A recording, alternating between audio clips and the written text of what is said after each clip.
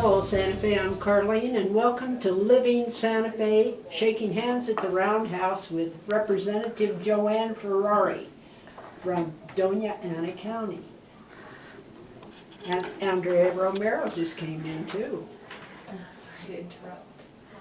We'll be interviewing Joanne and Andrea Romero. So we'll do Joanne first. Okay. We'll start with you. We're going to dedicate the show to Mary Jane Garcia, Senator Mary Jane Garcia, who was one of our outstanding guests in the past. She just recently passed away. She was born in 1936 and passed away on February the 7th, 2024. She was an unusual guest. She was a champion of animal rights, child rights, and trafficking of women. I remember the last time we had our session with her, one of the last things she told me, and this was several years ago while she was still with the Senate, she said, the next thing I'm going to work on is the trafficking of women. And It's after an important that, issue. I never got to talk to her after that because she did run again and lost that election down in Doña Ana. Which was a really big loss for our county. She was wonderful mentor to a lot of us when we were running, and she always was there to help advise us on different things, and so I was really sad when that happened. That was probably one of the things I disagreed the most is when they didn't keep her in that district. Yes. Because she did do a lot. She had a wonderful family history, historic preservation of that county down there. Yes. She was strong on border issues, which is big today, and we'll get into that a little bit too. She had a wonderful family history. She had a gift shop in Mesilla. And a lounge in Las Cruces. Right. And the corner of Spitz and Three Crosses. That's area. right. Yeah. And the one thing I didn't know about her, and I read it in the paper, is that she was an administrative assistant for the U.S. military and was a medical volunteer in Saigon. Wow. Yeah. I didn't know that. So that's what we're going to do today, dedicate it to Senator Mary Jane Garcia, no longer with us, but still with us in spirit. Exactly. Okay, Joanne, you've been in since 2016. Yes. What are you doing now? I know you've got several things on your agenda. Yes. Right now, or the past couple years, we've been fighting to raise the liquor excise tax, so that we would have more funding to put into the services that people who, for prevention of underage drinking, and also those who have excessive drinking. And this is the perfect opportunity to expand the programs that we might already have, like the local DWI groups, the Farmington and the drug court, and then go beyond that to get funding into the different state agencies, like behavioral health, and also for Medicaid expansion that would include treatment for people who can't afford it. So we want to raise that excise tax so that we can generate, we were trying for $250 million for something that we have programs and needs from the different agencies, plus the communities around the state that have given input in the past year. And we have an Alcohol Harms Alleviation Coalition that's been working hard to help promote getting this excise tax passed and working with the different agencies on what some of those programs might be. We have a need for almost $300 million. We started out with a 25-cent increase per drink, equated to how they charge by gallon and by liter for beer, wine, and spirits. But now, in order to try and gain more support, we've lowered it down to 12 cents, which with the excise tax we have now that generates about 50 million, and then plus another 100 million, we would get to half of what we need.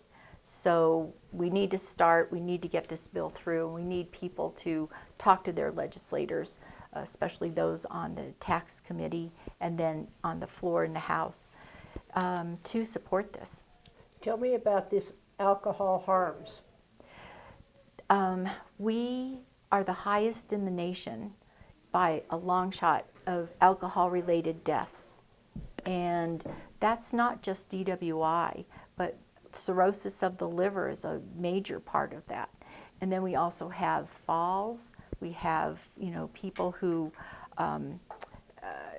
have domestic violence. It's related to almost half of the gun violence that we see. People have reported drinking before, and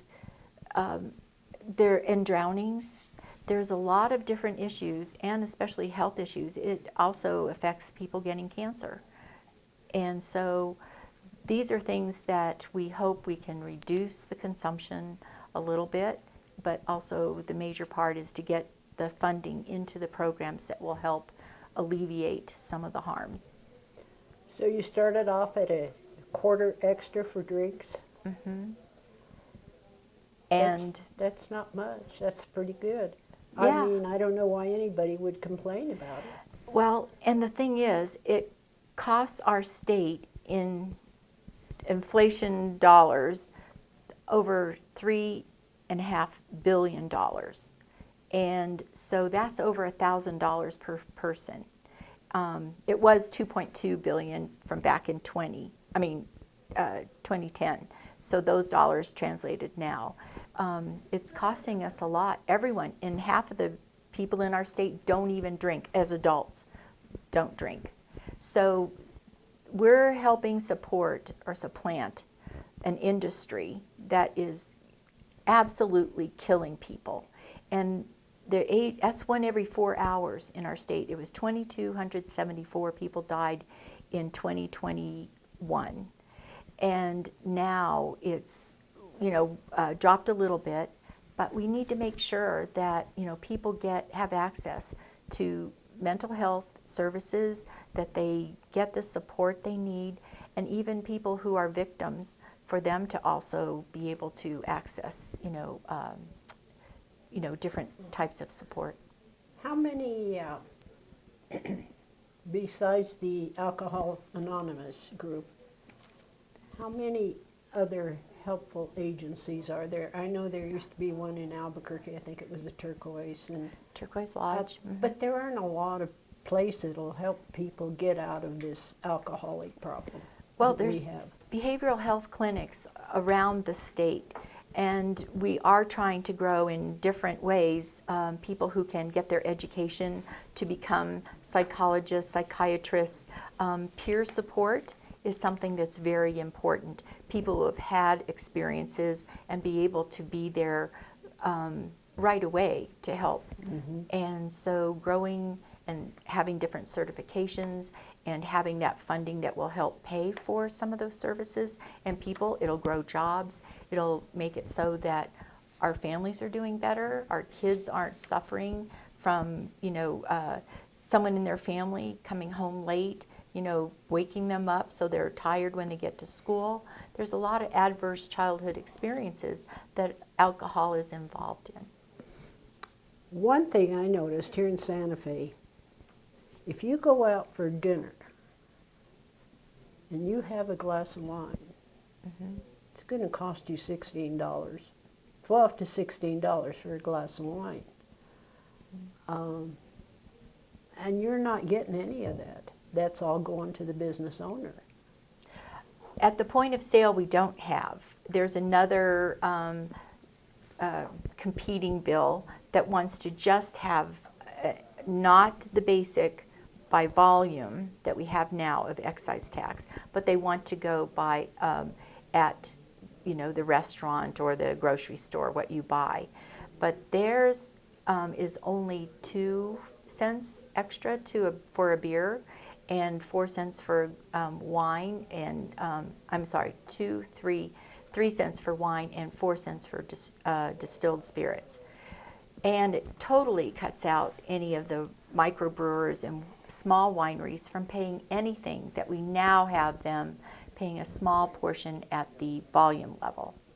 So changing this, eliminating the volume, it really makes it so that it's not going to be as effective or raise the funds. They would have to be at 10 cents or 11 cents per percent at the point of sale.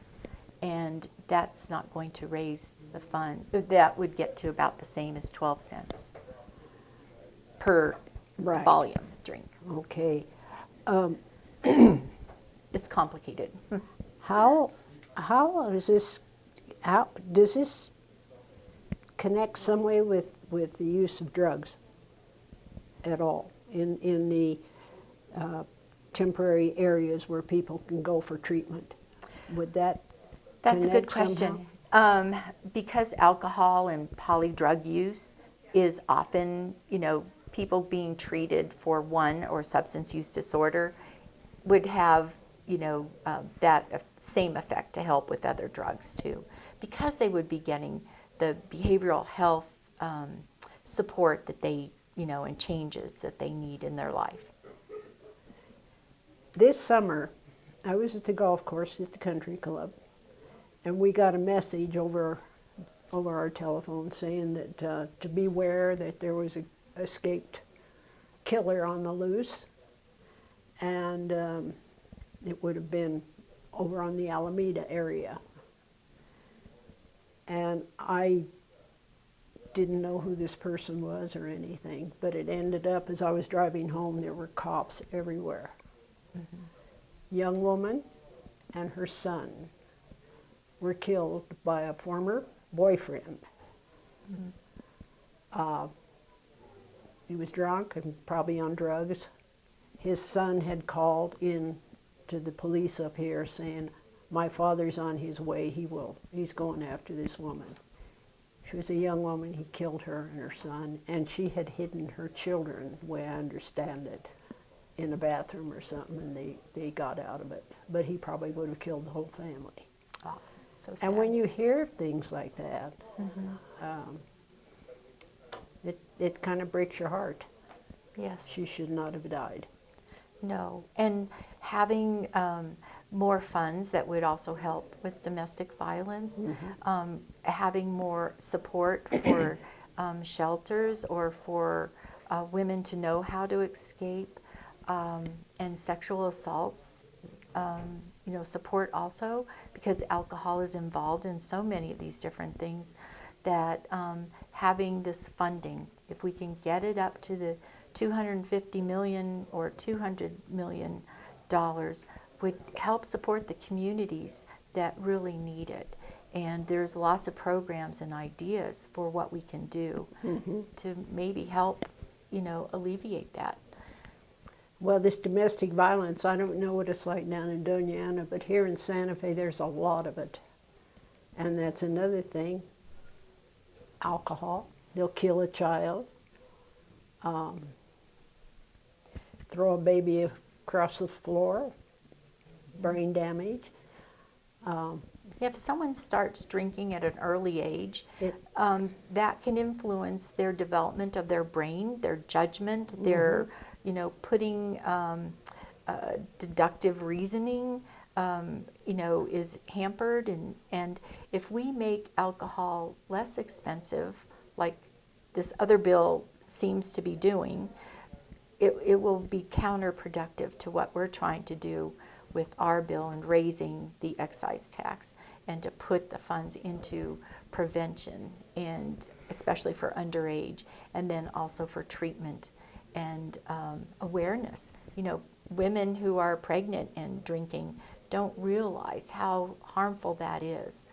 it used to be where the doctor would say, oh, have a glass of wine and relax. Well, that glass of wine goes into the fetus, and it affects the fetus too. And we have fetal alcohol syndrome. Fetal alcohol syndrome, yeah, that's big. So, there's a lot of things that we need to address, but we can't do it if we don't support the community programs and the agency programs that will address, what the harms are. What health agencies are you working with? Department of Health, Okay. especially, and now the Health HCA is taking over for Human Services, and they also have the Behavioral Health Division. So getting Medicaid funding that is a 3-to-1 match, and leveraging some of our funds for that will help make sure that people can have more accessible treatment. What other programs are you working on? Are you on climate change too? Did you? Oh, yes, we have the Green Amendment. Okay, tell me about that. Well, we keep trying to overcome some of the objections that are mistruths, like that the Green Amendment, the Green Amendment is to make it so we have in our Bill of Rights the right for clean air, water, and soil. And that we recognize that there are some communities that have been sacrificed for, such as uranium mining, and or for oil and gas, or and there's a situation in Valencia County where a company, Niagara, is trying to use more water and they bottle water and sell it, but they are using more water than they should be now, according to what their contract is, and then they're trying to triple their use, and it will deplete the wells in the area. And even on Isleta Pueblo, they're seeing where they have had less water in the aquifer. And so we need to make sure that the Green Amendment would make it so government at every level, like this is their county government that is considering approving, and they started to approve it if people hadn't have fought for it. So we need to make sure that government at every level will evaluate carefully how the impact of what their decision to allow someone to frack close to a school or a development, or to take water out of an area that will make it so people lose their wells. So there's considerations that the Green Amendment would put for the people over profit. How far along are you on this bill? Well, And where does it stand? I mean, we're halfway through the legislature. It's only 30 days. the Senate is going to hear it tomorrow, and if it can pass through the two committees in the Senate, it would then go to their floor and then over to the House, which we don't have much time for either of those bills. But the House has promised to hear it, even though we don't have the votes in Energy, Environment, and Natural Resources Committee. And so we hope to influence, if it passes the Senate, to influence the legislators in the House on that committee. When you're on these committees, now you've had a little bit of, I guess the word I want to use is proper conduct. Okay. Is that a proper way to say it? As you're having a session. If someone speaks out of order or doesn't listen to what the chair says is okay to do or not, I've had that happen, excuse me, and had to gavel the person to be silent and to follow, you know, what my suggestion was. Procedures. Yes. And so working with that person again later on in the committee, I talked about, you know, his obsession to speak a second time when we'd already spent over an hour and a half on the bill. And so, we came to agreement that if he were to ask one quick second question, well, he'd already asked more than 30 questions, but, we came to agreement, and he's been fine. That same thing happened with Senator Garcia. I know when she was working on the cockfights and the dog fighting, and she took them on. Yeah. And they made fun of her, and so it's harder for a woman, isn't it? I think so. We're still, even though we wouldn't do have a that to a majority man. in the House, we still, have to stand up. They expect us to do more, like Fred Astaire and Ginger Rogers. We have to dance backwards in our heels, right? Yeah. So it is challenging, but it's getting where, we are able to have the respect and the authority and take positions of chairmanship and leadership too. Going back to Senator Garcia again, I remember there were so few women in the House or in the Senate. And now I was looking through your agenda thing the other day, 38 women in the House now. Yes, that includes some Republicans too. Absolutely, yeah. And same thing in the Senate. Not as many. I think there were 12 women or something like that in the Senate. And they're working on, in this next election, getting more women in the Senate. What are you going to do? Are you going to continue staying in this business? Yes, and especially until we can get the alcohol excise tax bill through and the Green Amendment. Those are two of my priorities, along with other bills that, have to have changes and see them. Tell me another bill that you're interested in. Let's see. Veterinary, having a non-compete for veterinarians and their technical assistance so that we can have more collaboration. Like in Las Cruces, we don't have an emergency clinic anymore. People have to take their animals down to El Paso and hope they don't pass away till they get there. So if veterinary clinics and technology people and the veterinarians themselves can then help pitch in and provide an emergency clinic. If we didn't have that non-compete, that makes it so that people have to sign not to go to another veterinarian clinic within a year, I think it is now. So we would make it so that, people could stay and not have to leave also. Joanne, we've got one of the most important things coming up that I have in my lifetime that I've seen is this next election. Yes. Up and down the ballot, we need to be working on getting President Biden elected. We need to get our Congressman Gabe Vasquez reelected, and Melanie Stansberry and Teresa Ledger Fernandez, and then all of our keep our majority in the House and the Senate. It's so important that we are able to work together when we're at the doors to talk to people about all the different issues and how important especially it is to get President Biden reelected. It's important that people vote. I can't stress that enough. People say, oh, what's the use of voting,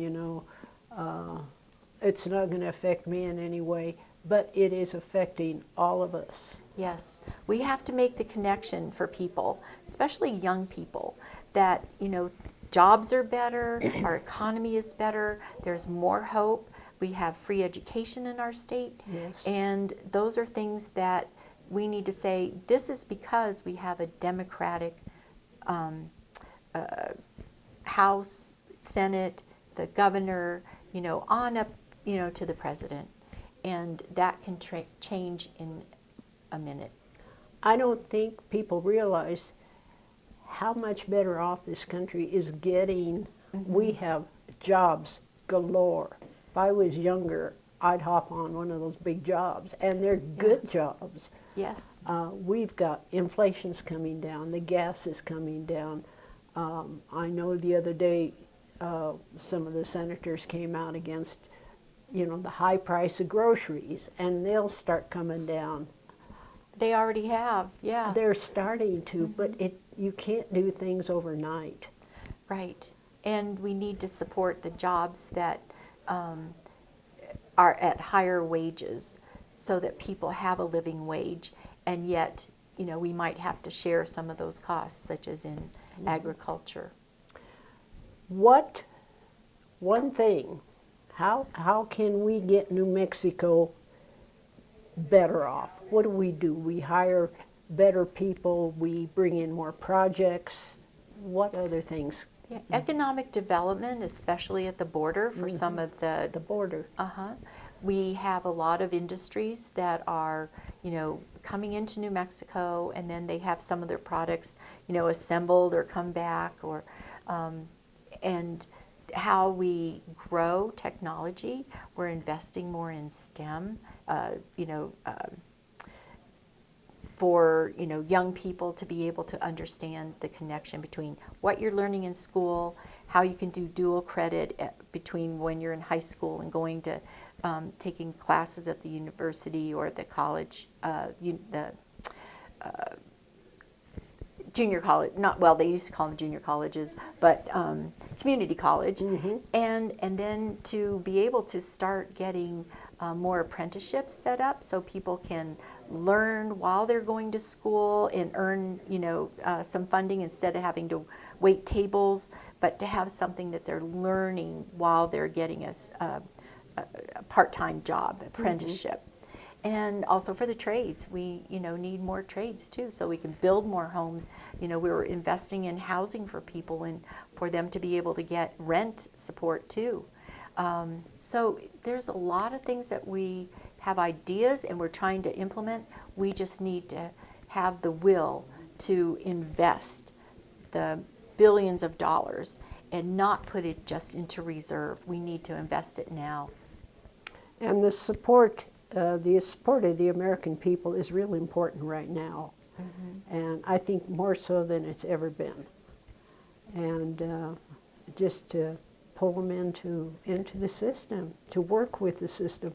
This idea of this vindictiveness that we're showing in this country is beyond proper. I mean, it's just wrong. Right. And you know what's right, you know what's wrong.